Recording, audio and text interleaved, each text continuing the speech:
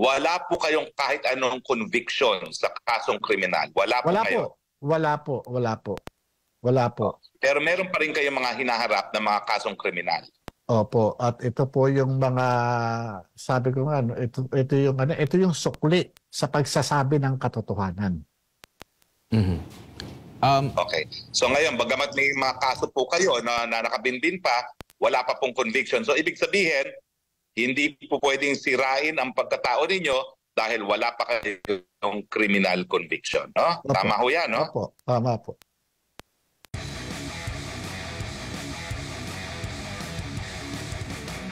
April 7, gumawa ako ng sulat para kay Director General Lasso. At yung sinabi ko sa kanya na ako yung ako yung gumawa niyan at ako yung nag-imbestiga diyan. Wala akong kinalaman doon sa pagkakapunta niyan kay Maharlika. Kung meron man, kung sakali man magsagawa kayo ng investigasyon, willing and able ako na humarap sa inyo. Yun po ang sinabi ko.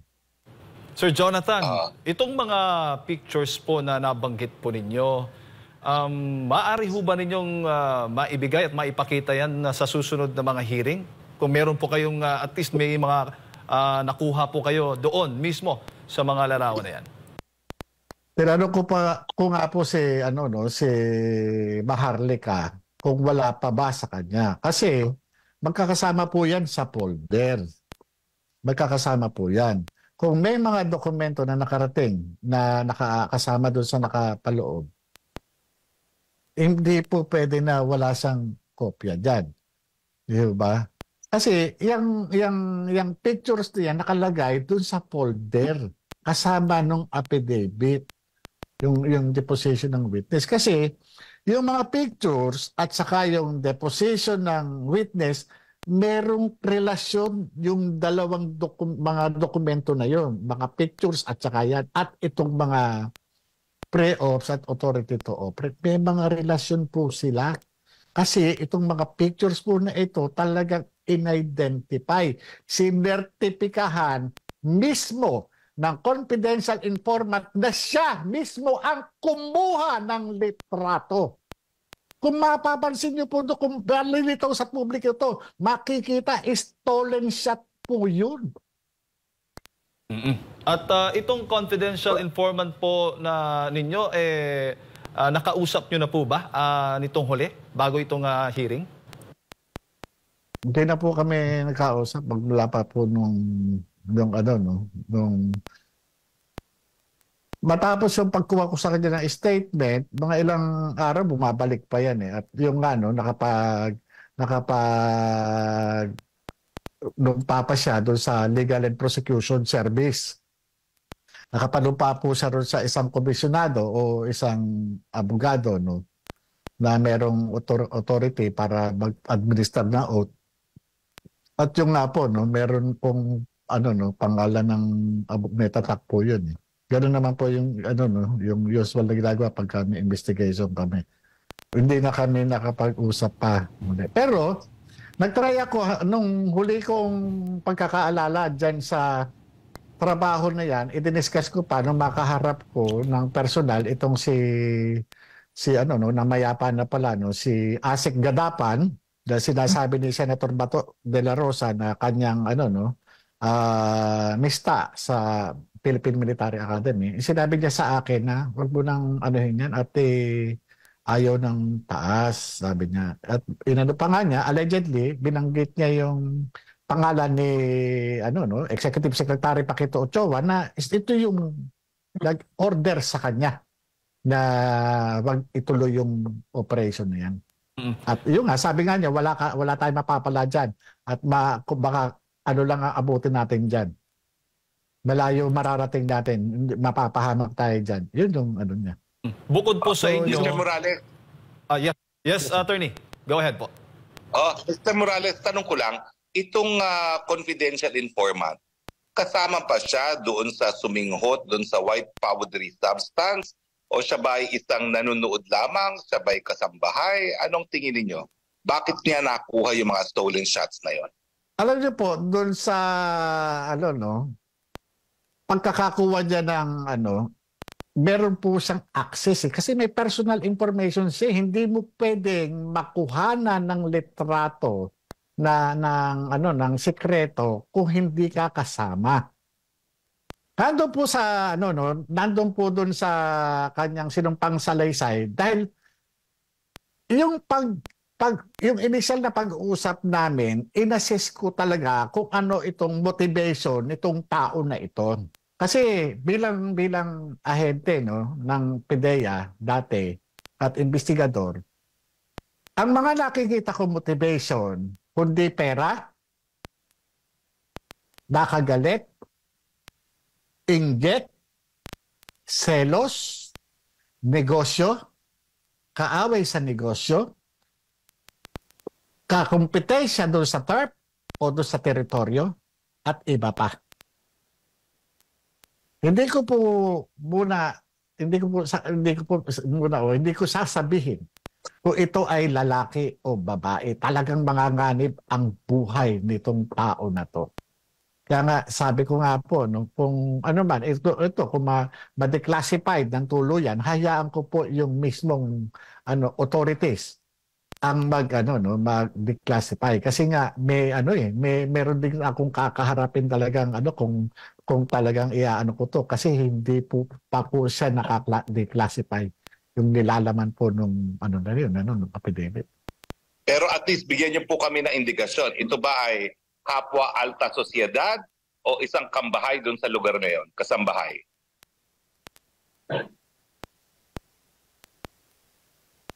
Mamamatay po yung tao.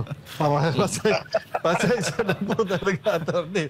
Kasi sa ngayon po, no, kaya nga hindi ko alam. Hindi ko alam kung ano na nangyari, ano doon sa tao, no? Pero ito matatalito. Kasi hanggang ngayon po, no, magmula po nang lumabas itong issue na ito na ipinulgar ni Maharlika, hindi malayo talagang nagkakaroon sila ng talagang pag-check o sila mismo nagkakaanuhan na yan na sino sa atin yung nag-leak nito.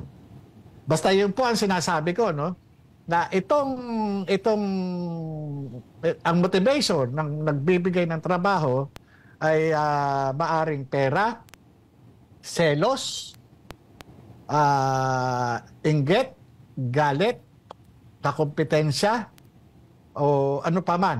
Di ba? Yun lang po yung motivation doon sa yun. Ngayon, kung nakuhanan sila doon sa mga activities nila, sila na mag-isip. Kaya nga, sabi ko nga, swerte kung buhay pa ito o kung ano man. Sir Jonathan, si Admar po ito ulit. Yes, sir. Doon sa pag-iimbestiga nito or planong pag-iimbestiga, no, kasi hindi nga natuloy, kayo lang po ba ang nakakaalam nito or meron pang ibang taga PDEA? Kasi it seems na yung PDEA, marami silang inilahad doon ng mga witness na hindi nila alam. Wala po ba kayong katrabaho nito? Kasi malaking mga personalidad na ito. Kahit during that time, 2012, itong target po ng inyong investigasyon. At nasaan na po sila? Aktibo pa ba sila sa PDEA? Or meron na bang ibang hindi na aktibo sa PDEA na willing din ba na pumanig or igiit na tunay ang inyo pong sinasabi?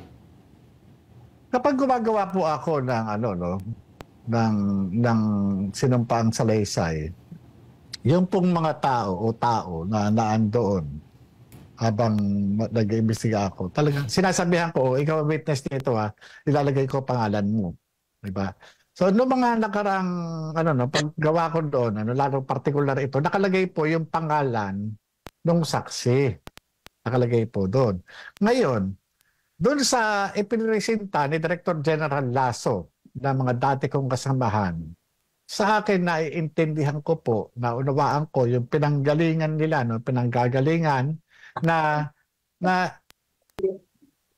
kumbaga sa talagang itatanggi. Yung boss ko na nga lang, nakita nyo na kung paano magkabuhol-buhol .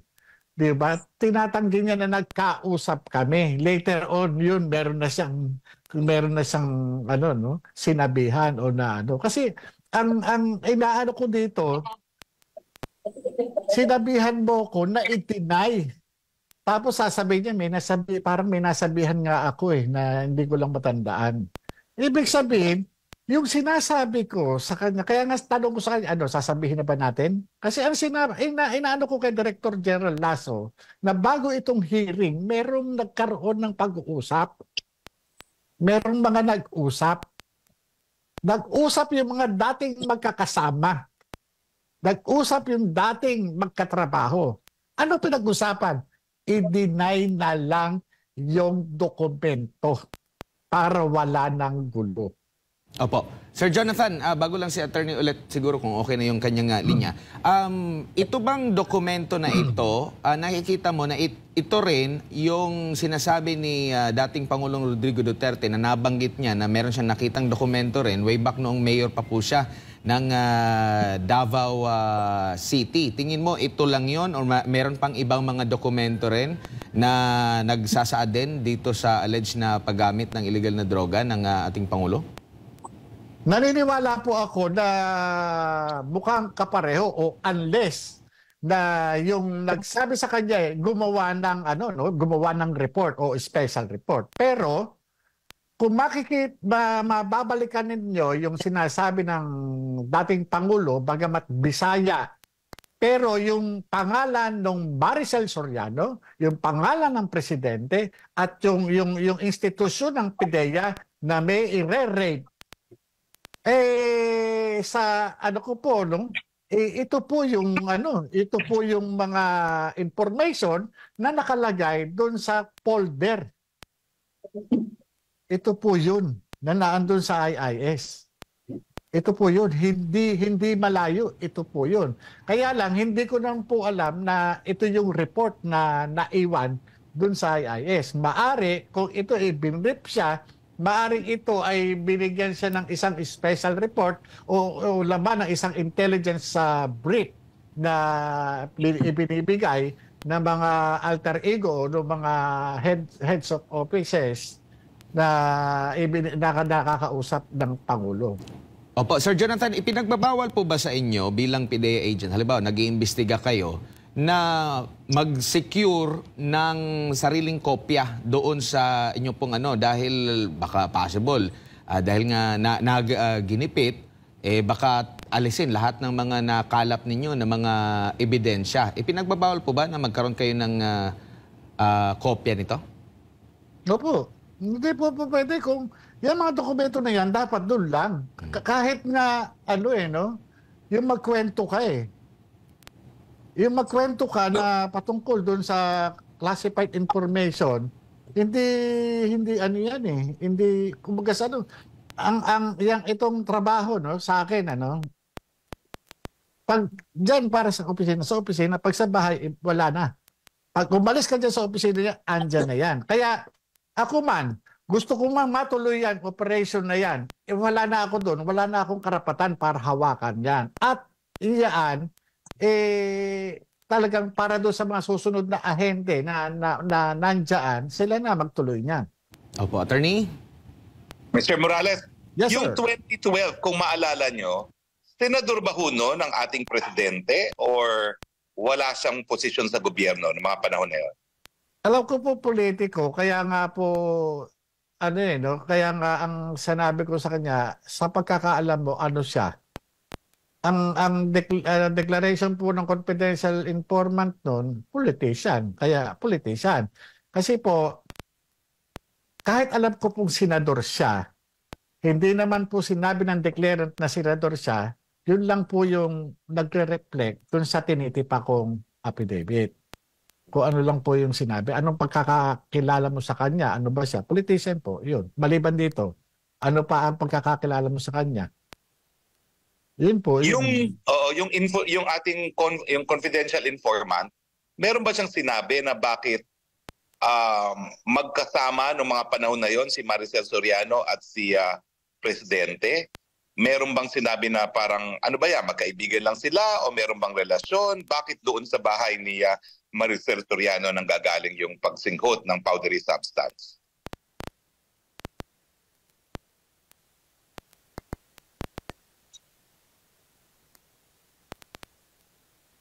Meron ba ho? Other than magkakilala sila, meron bang sinabi na special reason kung bakit doon mismo sa pamamahay ng artista nangyayari? Parang wala ata, hindi, basta ang lang, yung mga tao na kasi naka-focus lang po kami doon sa mga litrato Yung parang wala ako natanong po na gano'n, na bakit sila, ba sila, o Kaya, wala po ako natanong na Nangyari po itong insidente nito, panahon pa ni Presidente Pinoy, at alam namin na parang dyan ding mga panahon na yan na nagkaroon kayo ng kontrobersiya. Ano ba ho yung kontrobersiya ninyo? Dahilan kung bakit kayo ay natanggal sa PIDEA? Ganito po yun, Yung kontrobersya na yung una nagpumutok dun sa PIDEA po, Ito po yung meron kami natuklasan na isang grupo ng mga na malalaking drug trafficker na nag-ooperate sa Binondo. Ganon din sa ginagamit nila yung National Bilibid Prison na bilang kanilang mga yung distribution. Yung nandiyan yung kanilang yung mga nakakulong doon na mga high profile inmates, yun yung ginagamit nilang mga marketing officers. Ngayon, katulong ng Anti-Money Laundering Council, natuklasan po namin yung accumulated na sales ng sindikato ay umaabot sa 200 billion pesos. So, yun po, kami ng nagkaroon ng asset preservation order at ang inabot na nga lang po ng press order ay 130.4 million. So, tinrabaho namin yung mga personalities sa likod niyang Binondo Drug Cartel at nagkaroon po kami ng pagkakataon na maaresto yung isa doon sa mga financier. Nahuli ko po yun doon sa NAIA, Terminal 3, matapos itong magkaroon ng warrant of arrest. At yung isa na bypass ko doon sa May Timog, ako po mismo yung post buyer. At yung isa ay nahuli ko mismo doon sa DOJ nung paatin siya ng preliminary investigation. So, patapos po nung mahuli namin yung pinaka isa sa mga financier, ang ginawa nitong sindikato, kasabwat yung iba sa gobyerno at merong taga-media, pinailan kami ng 8 million extortion na So, sumambulat po yun sa publiko, nagkandak ng investigation ng NBI at umatin naman po kami, sinabit naman namin ang sarili namin at dahil na malakas yung pressure, ipinail ito ng DOJ sa ombudsman at yung sa court ng Quezon City. Na-exonerate naman po kami doon sa extortion na yun sa ombudsman. Ganoon din po sa Quezon City na dismiss naman po yung kaso. Ngayon po, dumating po yung point na hindi na namin maintindihan yung liderato ng PIDEA, particular dito doon sa Deputy Director General. Ito po yun. So, talagang grabe yung disappointment ko doon at saka doon sa kasulukuyang Director General ano ba pangalan nito? Inalisan kami ng karapatan na manghuli. Nirelieve kami doon sa IIS, nilagay kami sa regional office ng NCR. Pwede kaming manghuli doon lang sa squatters area ng PIDEA sa likod. Yung squatters area doon sa likod ng PIDEA, doon lang po kami pwede manghuli. Biro nyo, apat kami opisyal, tapos may mga tao kami. Biro mo, sayang yung sweldo pasweldo sa amin. Doon lang kami sa maliit na area, inuhuli namin laboratorio, drug trafficker, tapos pinahuhuli sa amin yung mga piso-piso. Kaya talagang sama talaga ng loob ko na. Ano ba talaga? Ano ba ang tama at mali?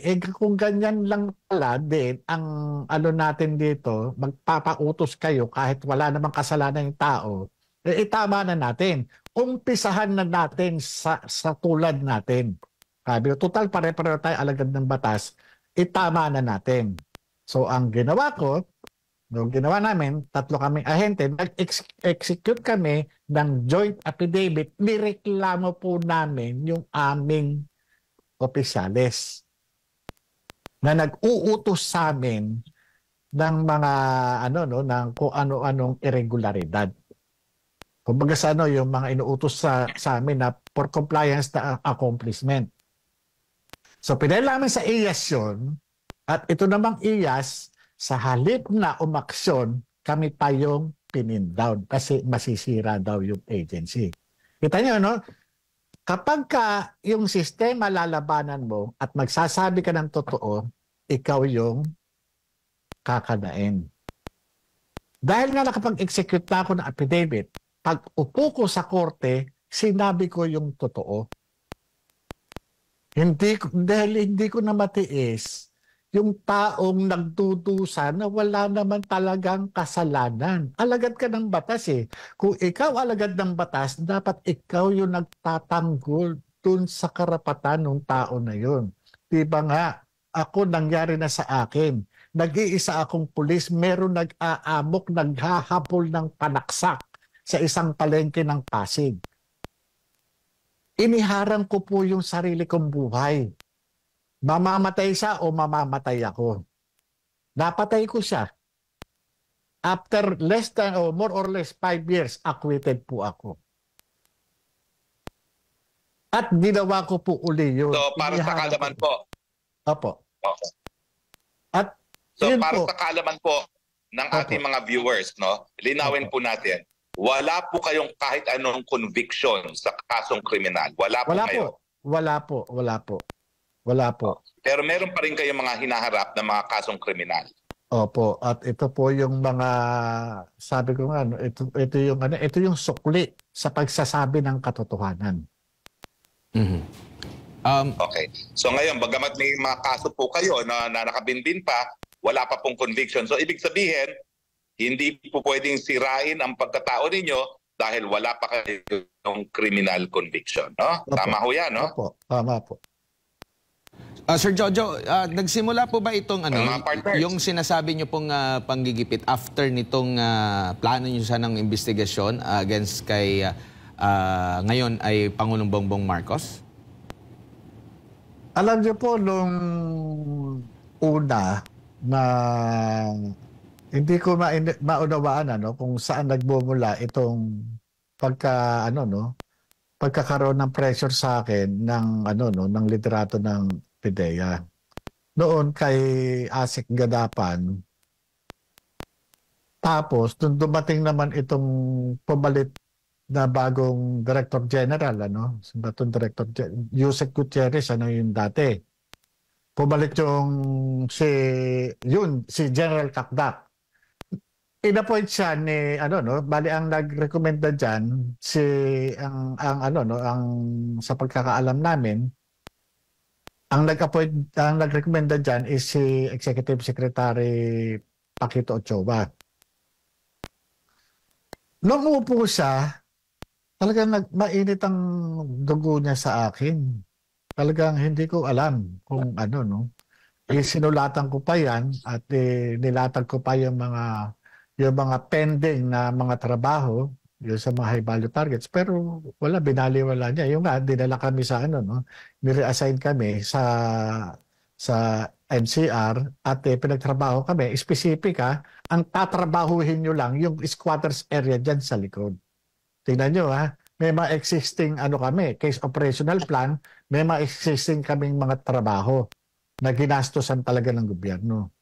Magtataka talaga ako hanggang sa yung tungkol dun sa mga drug lord talagang hindi kami nagkaroon ng patas na pagtrato dito sa particular ako dun sa hanggang sa nare-realize ko na mukhang hindi kaya itong pagkaka-imbestiga ko dito sa cocaine na involving politician Bongbong Marcos, hindi kaya ito yung dahilan ng nangyayaring indulto sa buhay ko ngayon. talagang, ay ba't ganito? Imbis na talagang winawasak talaga yung pagkatao ko. Talagang pinalalabas nila sa publiko na hindi ako dapat pagkatiwalaan. Iniisip ko talaga yun eh. Hanggang ngayon eh. Pati yung pagkakaso na yun, sino ba nagkaso sa akin? Yung na-acquit ako sa Quezon City RTC. Ito yung tao, ang nagkaso sa akin dito, yung taong inappoint ni Executive Secretary Paquito Ochoa. Yung kaso doon sa sa Pampanga, sino na kaso sa akin? Yun din yung tao inappoint na yung nirekomenda ni Executive Secretary Paquito Ochoa. Kaya sabi ko, hindi kaya konektado itong mga ito. Ngayon, 2013, pinatawag ako dahil nga talagang naging vocal ako sa publiko, lalo sa media, sa mga irregularities na nangyayari sa PDEA. Pinatawag ako ni Attorney Serapio na police din, si retired Police Director General Pelizardo Serapio sa Law Enforcement Security Integration Office sa Mabini Hall sa Malacanang. Sinulatan ako as per instruction by Executive Secretary Paquito Ochoa. Ang sinabi nila, hindi raw formal investigation, pero parang pinadala sa akin yung mga nalalaman ko, yung mga ano ba yung sinasabi mo, ganito, ganyan, bla bla bla bla bla bla. Nakita ko, pinag-present pa ako. Pero, wala naman. Papagalitan lang pala ako. Binaliit lang yung aking kakayahan, yung aming mga accomplishment. Binaliit lang. Sir Jonathan. Kaya sabi ko, Apo. Sir Jonathan, bago lang tayo magtapos, may ilang katanungan lamang. Yung po mga classified documents, ano pong assurance natin na hindi ito mawawala? At, o maaari ba itong mawala at maaring sunugin kung gugustuhin ng mga taong talagang ayaw ipakita itong mga ebidensyang ito? Alam niyo, sa nakikita ko indicator sa tahasan pagtanggi at pagsisinungaling nitong PDEA Director General para lamang maipagtanggol yung nag-appoint sa kanya, talagang pinalalabas talaga niya na sinungaling ako. Harap-harapan talaga na pinaninindigan niya, sinungaling ako. Yun ang sinasabi niya. Kasi nga, ito lang yung paraan para maipagtanggol niya yung nag-appoint sa kanya. At kaya yung sa pagsisinungaling na talaga na sinasabi niya hindi, walang ganyan, hindi nag-exist. Kaya nga ang sabi ko kahapon sa hearing, ano yung hawak? Ano yung pinapakita? Ano yung sinasabi ni Pangulong Duterte? Kasi yung trabahong Maricel Soriano, Bongbong Marcos diyan sa paghitip ng suspected illegal drugs. Ako nag-imbestiga diyan eh. Kaya iyon, kumbaga kung mismong si Pangulong Duterte, inilaglag nitong mga taga-PDEA. Saan ba naman kayo nakakita? Kaya ang itatanong ko dun sa May 7, sino ang mas credible? Itong nagpapanggap na tumatayong abogado sinasabi ng confidential informant na politician na si politician Bongbong Marcos na sinasabi ng confidential informant na humihitit ng dangerous drugs, sumisingot ng dangerous drugs, o si Pangulong Duterte? Si Director General Lasso o si Pangulong Duterte? Sino ang merong credibility sa dalawang ito? Sir Jojo, bilang panghuli na lang, after po nitong maisiwalat, kamusta po ang inyo pong pamumuhay sa kasalukuyan po? May mga banta po ba na kayong natatanggap after mangyari po ito, after ng inyo pong paglantad? May iba rin bang mga media entity na nag-i-interview sa inyo para lubos na makuha yung mga impormasyon pa? Sa media entity na iba, wala po eh. Wala pong ano, no? Wala pong siguro dahil na rin sa takot na mangyari sa kanila, yun nangyari sa SMNI. Kasi naka-experience na ako na in-interview ako ng isang ano, no? Na isang kilalang radio station at sinabihan ako na wag na tayo magbabanggit ng tungkol kay BBM.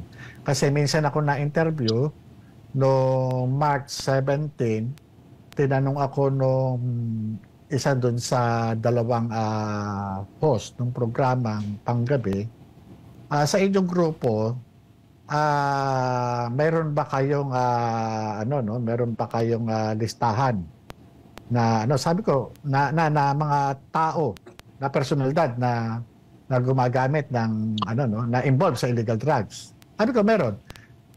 Sa mga politiko, sino ang pinakamataas na politiko ang meron na nasa listahan niyo? Sabi ko, presidente. Kaya nung mga sumunod na interview, after 2 weeks o 3 weeks tayo, bago interview, sinabihan ako, huwag na tayo magbabanggit kasi baka mawalan kami ng trabaho. Pamasara yung istasyon. Mm-hmm. Pero yung banta po, Sir Jonathan, meron po ba? Ano nga po yung tanong yung banta po sa inyong buhay after banta. nito? Yung banta po, sinabi ko po sa Senado kahapon na habang total... Sir Marato. Opo.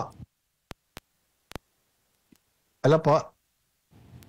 Sige po, Sir Jonathan, go ahead po. Ayun, sinabi ko po nga po nung pinakahuling hearing, sabi ko walang ibang tao na mag-iinteresan kasi sinabihan po ako ni Senator Bato de la Rosa na mag-ingat ako baka may mga ibang grupo na pag-interesan ako para palabasin daw na si Pangulong Bongbong Marcos ang may kasalanan. Sabi ko wala naman akong alam na ibang tao na po pwede mag-interest sa akin kundi mismo si Pangulong Bongbong Marcos dahil dito sa issue na ito.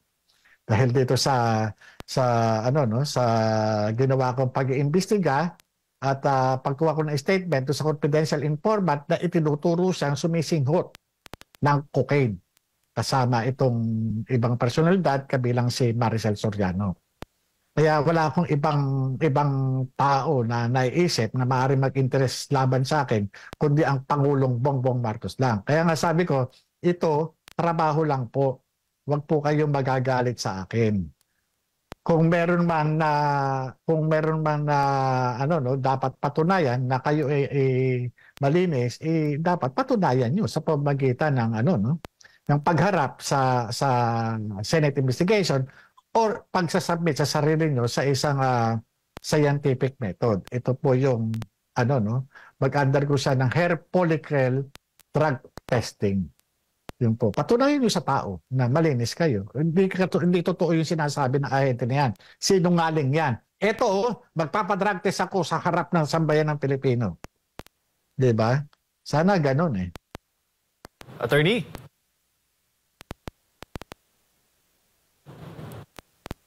Ayan. Lako, no? Mr. Morales, personal niyo bang kakilala si Presidente Duterte at kayo ba ho ang nagbigay sa kanya ng dokumento na tungkol dito kay PBBM? Hindi ko po kilala, hindi po kami magkakilala ni Pangulong Duterte. Wala. Kilala ko presidente siya pero hindi niya po kilala. At wala po akong sa kanya at wala rin ako ibibigay na dokumento sa kanya dahil yung mga dokumento na yun nasa PIDEA. So yung nagbigay sa kanya nasa PIDEA rin pero hindi po kayo yon. Opo, kasi unang-una, kung meron man siyang natanggap na report, siguro parte po ng kanyang kapangyarihan o tungkulin bilang presidente. Kasi ang mga government agency, trabaho po nila, tungkulin nila i-brief yung presidente. At nung mga panahon niya, war on drugs, hindi ako nagtataka kung itong mga lahat ng buong Pilipinas merong report na nabibrief yung presidente sa mga sitwasyon natin sa illegal drugs.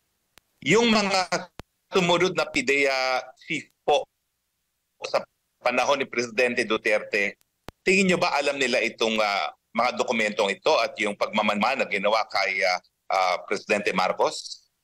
Hindi ko po alam eh. Wala po ako idea. Hindi ko po alam. Well, maiba naman po tayo, no? Dahil kayo po ay naging PIDEA agent, no? narinig nyo rin yung sinabi ni Secretary Abalos dun sa hearing tungkol dyan sa alitagtag, no? Okay. Ano po ang pananaw ninyo na mukhang hulog ng langit ang nangyari rito dahil wala man lang silang intelligence work, no, doon sa sinasabi nilang biggest drug haul in history, no? Ano pong pananaw ninyo sa nagkulang yung mga ahente na nasa likod nitong di umanong biggest drug haul sa Alitagtag, Batangas? Alam niyo po, attorney, no, kahapon po, nung matapos magsalita ni Secretary Abalos, nagpasabi po ako dun kay Senator Bato de la Rosa. Sabi ko, sir, magbabat-in sana ako noon. Sabi niya, tatanong kita mamaya, hindi mo pa-turn. Pero may mga meron akong matanong sana kung yung bang ginawang pagkakahuli doon sa doon sa mga shabu na yon, ito ba ay checkpoint o ito ay anti-drugs operation? Kasi iba't iba po yung mga lumalabas, merong sinasabi na meron sa social media na ang sinasabi si Secretary Abalos di umano yung nag-post noon na nagkaroon ng buy-bust operation. Meron naman nagsasabi na ito ay checkpoint. Meron naman nagsasabi ito ay nagkaroon pa ng hot pursuit operation. O meron nagsasabi na ito ay random checkpoint. Bilang isang dating alagad ng batas,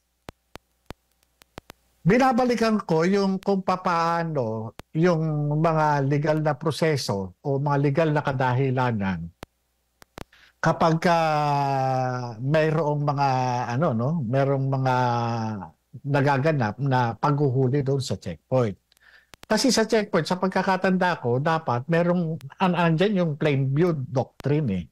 Di po ba? Tama po. Pag hinarang ang sasakyan, ang po pwede lang na gawin ng isang peace officer, yung titingnan lang kung ano yung nakikita niya na abot ng kanyang paningin. Hindi kami po pwede na basta sabihin doon sa occupant ng sasakyan, buksan mo ito, buksan mo yan, buksan mo yan. Kasi wala kaming wala kaming authority para magdikta ng ganun dahil kinakailangan court order o yung search warrant. Kasi pagre-requestan na po yun. Unless otherwise po, kung meron itong na-commit na krimen o meron siyang initial violation na na-commit. Ngayon po, kung sinasabi naman ito ay anti-drugs operation, yung bang nag-conduct ng anti-drugs operation na nasa checkpoint, sila po ba ay deputized ng PIDEA? Kasi lahat ng mga anti-drugs unit, deputized ng PIDEA yan. Kaya nga hindi ko mo ikaw NBI ka, hindi ko mo ikaw ay PNP, basta na lang ikaw ay magkakandak ka ng anti-drugs operation. Unless ito ay mahuli mo ng talagang in flagrante. Kumbaga talagang kumbaga aksidente. Pero kung ikaw sasabihin na ikaw ay nagkandak na anti-drugs operation, dapat deputize ka ng PIDEA. Pag deputize ka ng PIDEA, armado ka ng pre-operation and coordinating sheet o meron kang authority galing sa PIDEA. Ultimo nga kami, PIDEA agents na. Required pa kaming kumuha ng pre-ops and authority to operate, di ba? At iyan ipapasok namin sa National Operation Center o sa Tactical Operation Center para po iyan lagyan ng control number at bibigyan kami ng Certificate of Coordination. Ito po yung presumption of regularity na talagang lehitimo yung aming gagawing operation. Di ba? Kaya ito, ano ba ito? Aksidente? Sa pamamagitan ng checkpoint? Papaano? Hindi po pwede kasi nasabi, nasabat namin to, ganito, ganyan ka, hindi po pwede. Dahil yan, pagdating sa korte niyan, iisa-isahin yan, hihimayin yan. Kung paano kami ginigisa ng mga defense counsel, yun yung ganun mga experience namin. Kaya hindi po ganun kadali yan.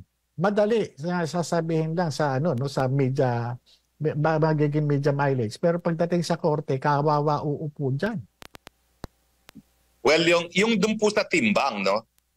Ito po, presidente pa nagpunta ron at nag-anunsyo, 1.9 tons. Ano ba SOP dyan, no? Pag nahuli, hindi ba ang unang-unang gagawin ay titimbangin? At ang pangalawang tanong ko, paano po kaya nila nalaman na shabu yun? Meron kaya silang instant laboratory na isinet up doon sa Alitagtag checkpoint? Kasi by plain view, hindi mo naman malalaman kung shabu yun or tawas. Tama po kayo. Kasi hindi po pwede sabihin, yung ganong kalaking nakita naman natin nung sa report mayroong kuha na yung sa likod binuksan. Nakita naman natin nakapakete, naka-bulk yung Kumbaga walang kakayahan ang kahit na sinong tao, kahit na ekspertong ahente o operatiba ka na, isasabihin mo sa korte na unang tingin ko pa lang drugs yan. Walang bumabase lamang ang hukuman sa isang scientificong report o yung chemistry report. Doon lang po yun ang basihan na ito ay illegal drugs. Tama po ba? Kasi kagaya niyan sinasabi, checkpoint, no? Kung ang dahilan nung checkpoint nakita, no? Kasi yung search incidental to lawful arrest parang ganoon yung ang magiging tema ng no. Sa atin po napapag-usapan lang po natin Search incidental to lawful arrest. Ang operatiba, inuli ka dahil may na-commit kang violation at nirikisa yung Pero kung sasabihin na, nung pinara namin, nakita namin ganito Yung bang ganun karami, ikaw halimbawa ako yung ilalantad ko ba yun? Itatago ko yan. Ikukonsil ko yan. Ngayon, hindi dahilan na kasi nakita ko. In your expert opinion po, no? Oo. In your expert opinion, dahil talagang pinakita nyo naman sa ating mga televiewers na alam ninyong proseso, dahil napakatagal ninyo naging ahente sa PIDEA, paano ma-explain yung diferensya sa timbang? Ayun sa timbang po, ganito, no? Usually, halimbawa, no, sa isang gramo na lang po. Sa isang gramo, pag sinabi na inanom na isang gramo, minsan, ang nangyayari na lang yan, nasa point, na lang 0.9, 0.8. Sa isang kilo, kadalasan, nagkakaroon lang yan ng, ng maliit na kulang. Yung parang, di ba, halimbawa, ang isang kilo, 1,000 gram, 999 o 998, parang ganon. No? Pero pagka yan, naging, nabawasan ng, ng, halimbawa, sa isang kilo, isang guhit. Di ba? Sa isang kilo, meron siyang 10 guhit. Pag isang guhit, 100 gramo yun no? Malaki. Sa kaso na ito, ilan yung nawawala? Bali, para more or less 400, 0.600. 0.600 tons po ang nawawala. Ang laki masyado po Kasi kung tingnan mo natin sa 10, sa 10, kung ira-round off natin yan, pinakamalapit na numero dyan is 8. Para ma-round off natin siya sa 10.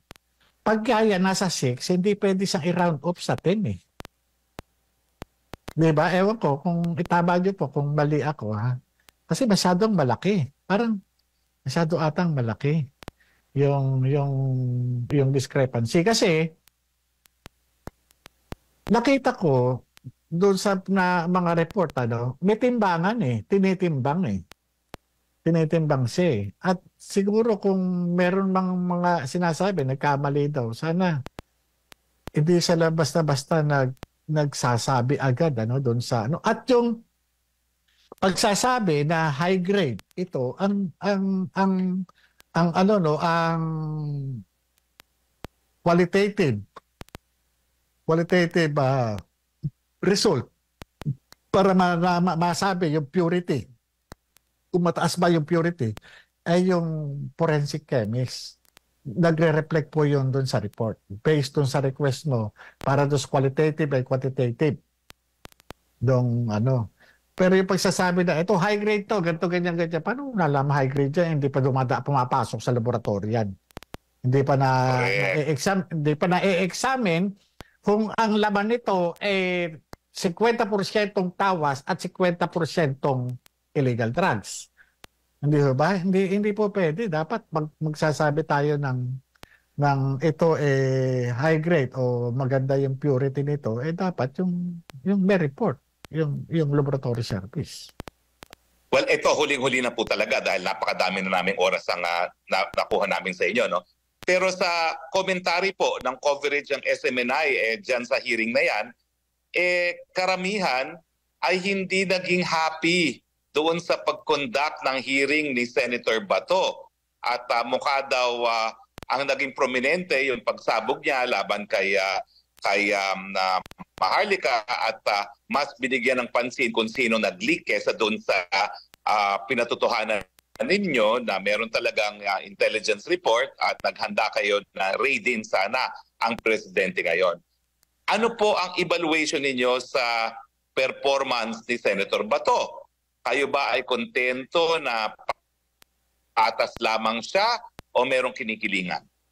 Alam niyo, yung sa akin personal opinion, sa kalagayan ni Senator Bato, mahirap po para sa kanya na yung ganyan, kasi unang-una sa tingin ko sa kanya, yung mama talagang ginawa naman niya yung kanyang trabaho. Nag-iisa siya.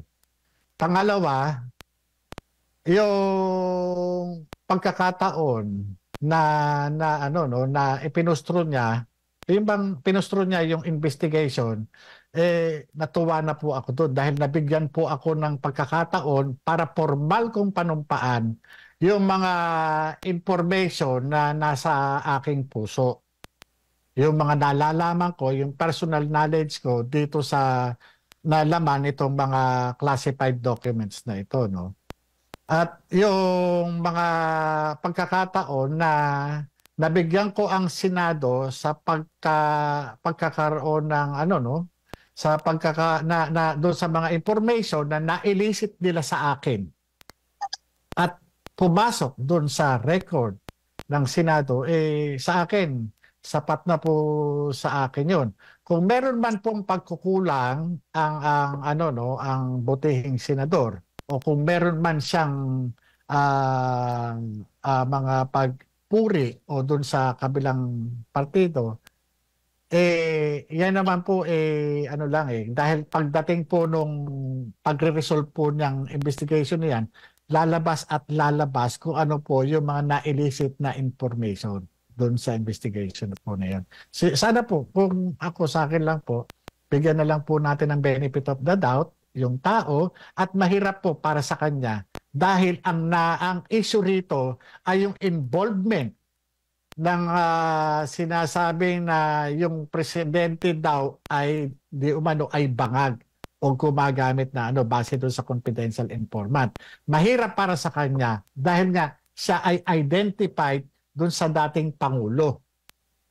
Mahirap po din sa kanya na para bang ginagawa niya lang yung investigasyon para sa ang magbe-benefit is yung dating Pangulo. Mahirap po para sa kanya. Sa tingin ko lang po, sa akin, personal na opinion ko lang po yun.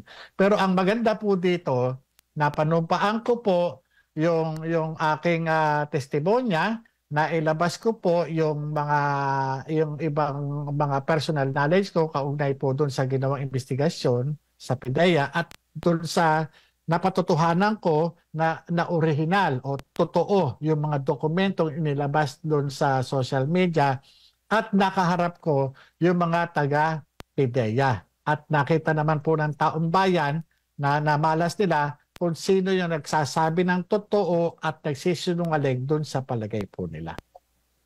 Ayan. Attorney, maraming salamat. Nako, maraming. Sir Jonathan. Maraming salamat, sir, Mr. Morales.